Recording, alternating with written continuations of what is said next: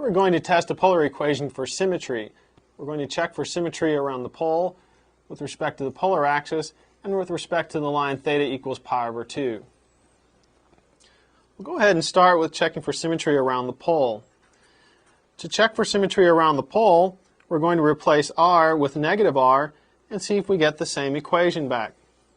So here we'll get negative r is equal to 5 sine theta cosine squared theta.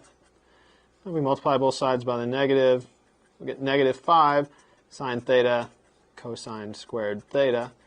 And this is not the same equation that we started with, so all we can say at this point is that there may or may not be symmetry with respect to the pole.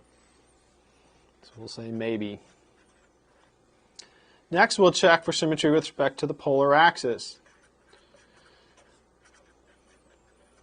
To check for symmetry with respect to the polar axis, we're going to replace theta by negative theta and see if we get the same result.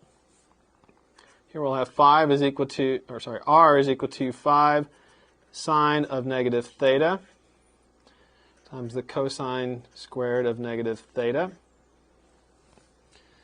If we clean that up, we get r is equal to negative 5 sine theta times cosine squared of theta.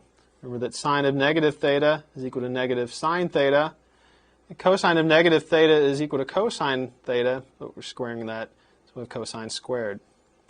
This is not the same equation that we started with, so again, there may or may not be symmetry with respect to the polar axis. We'll say maybe again.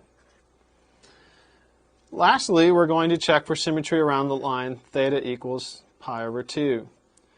To do that, we're going to replace theta by pi minus theta and see if we get the same equation back. Here we'll have r is equal to 5 times the sine of pi minus theta times cosine squared of pi minus theta. This will give us r is equal to 5 times the sine of theta times negative cosine of theta, and we're going to have that quantity squared because cosine of pi minus theta is negative cosine theta. It gives us 5 sine theta times cosine squared theta.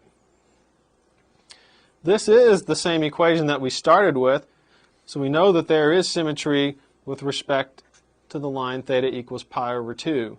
We still only can say that it might be symmetric around these other two.